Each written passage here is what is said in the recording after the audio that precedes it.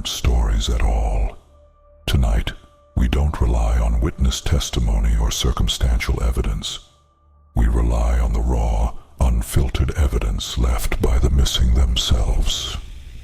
We are diving into the final harrowing echoes left behind by victims who knew their lives were ending.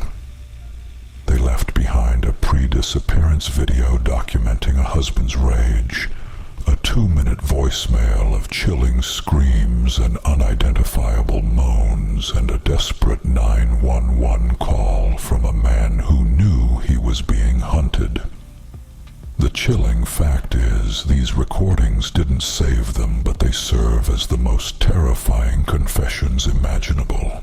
These are the final screams of the missing. We begin with Susan Powell, a young mother of 2 in Utah, trapped in a marriage that had become a volatile prison. Her husband, Josh, was controlling, abusive, and his temper was a constant threat looming over their suburban home.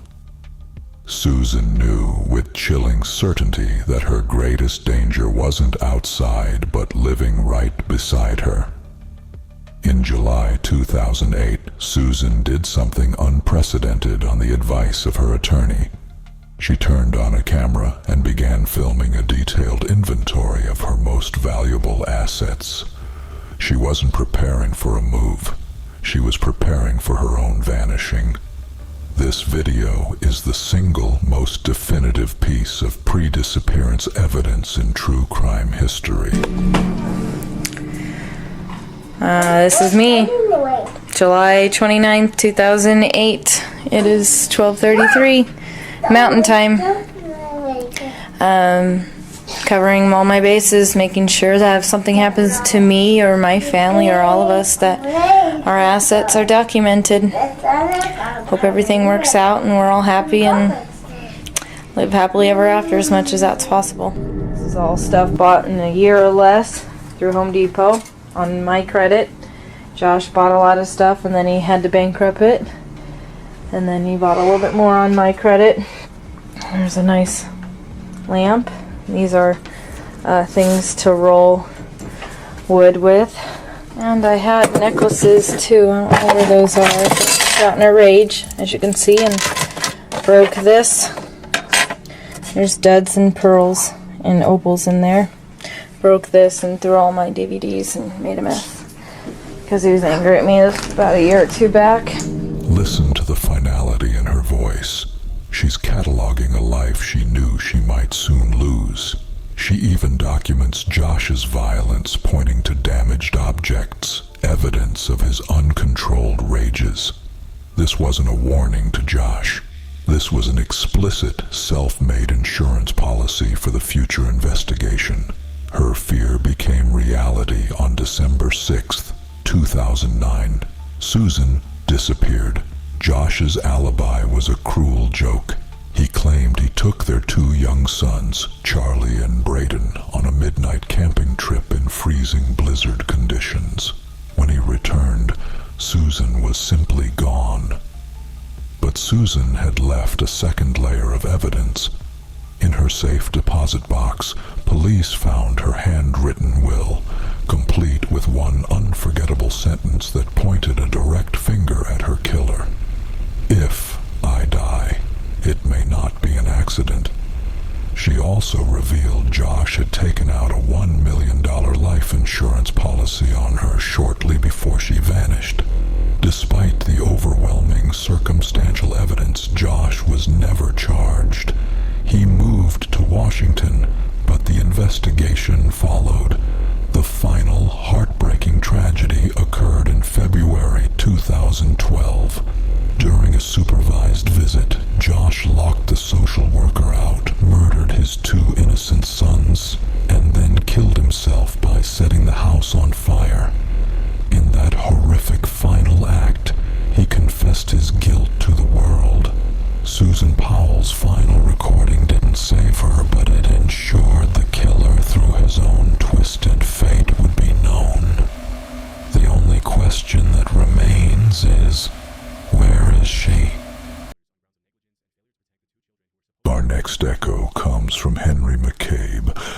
32-year-old father in Minnesota. On September 7th, 2015, after a night out, Henry was allegedly dropped off at a random gas station by a friend named William. The exact circumstances were immediately bizarre, but what happened next is pure auditory terror.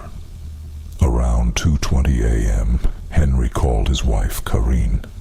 She later claimed Henry sounded incoherent, frantic, and delirious, completely unlike his normally articulate self.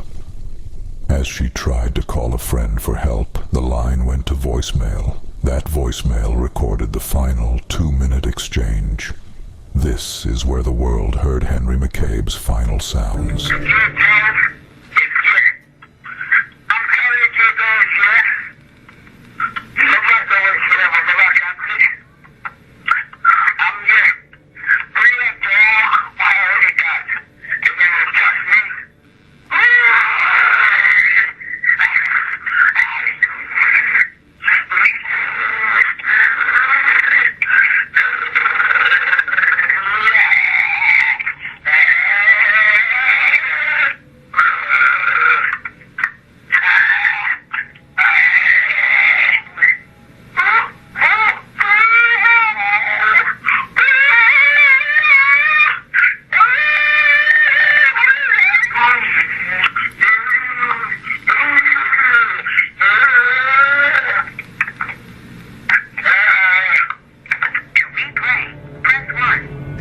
Listen closely.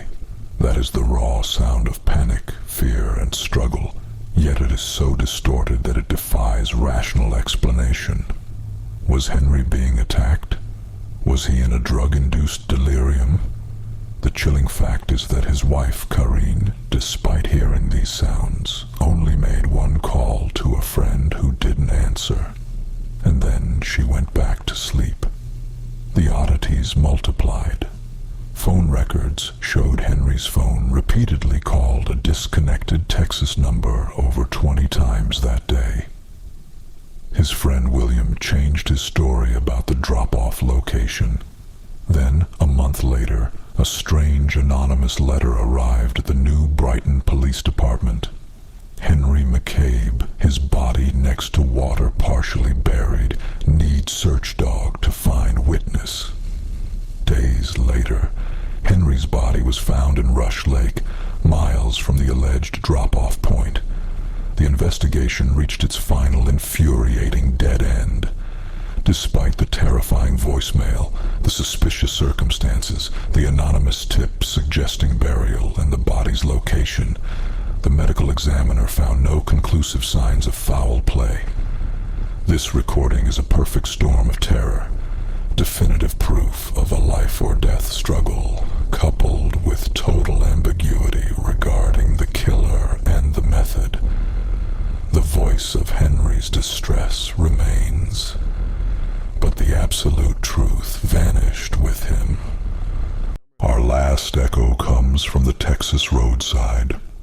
Brandon Lawson, a 26-year-old oil worker, left home in the early hours of August 8, 2013, after an argument. His truck ran out of gas on a pitch-black stretch of highway near Bronte.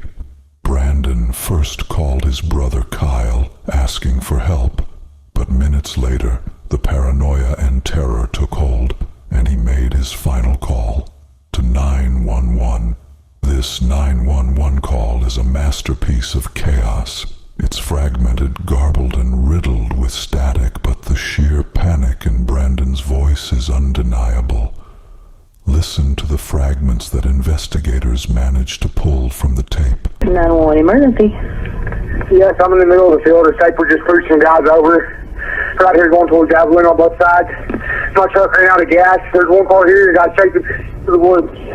Please hurry. Okay, now run that by me. I'm not talking to him. I actually ran into him. Ah, you ran into him. Okay. Got the first guy. Do you need an ambulance? Yeah, no, I need the cops. Okay. Is anybody hurt? Hello?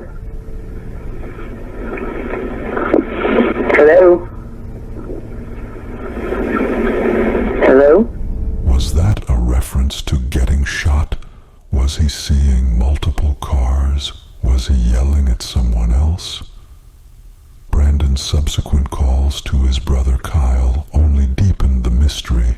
He claimed he was being chased and that he was bleeding. When Kyle and an officer arrived at the abandoned truck, Brandon was nowhere. His final message to Kyle: he could see them, but they needed to hurry. Then silence. For years, the case baffled authorities. Was he running from cartel activity? Was he simply fleeing a perceived threat exacerbated by drug use? Brandon's state of mind was the single biggest obstacle. The mystery found a tragic conclusion in 2022, nearly a decade later, when a search party discovered clothing matching what Brandon was wearing. Shortly after, human remains were found nearby. While they are highly suspected to be Brandon's, the definitive cause of death and the identity of the people or circumstances he was running from remain entirely unknown. Brandon's 911 call is the sound of sudden, inexplicable peril that no one could prevent. Some mysteries are never meant to be solved, but here we dig them up. These final echoes, Susan's video, Henry's scream, Brandon's desperate plea, are not theories. They are definitive proof of their fear. The terrifying irony is that even with their last moments recorded, the darkness still won. Susan Powell documented the face of her killer, but her remains still lie in the earth, waiting to be found. Henry McCabe recorded an act of pure violence, yet the perpetrator walks free, hidden by the silence of the law. Brandon Lawson's final word was a terrified whisper that hinted at a danger still lurking in the desert. These tapes ran out, but the search hasn't.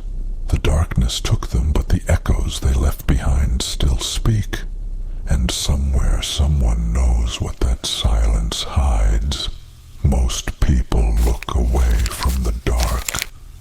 You're here because you can't. Like this video and subscribe to Bone Chilling before the next tape runs out.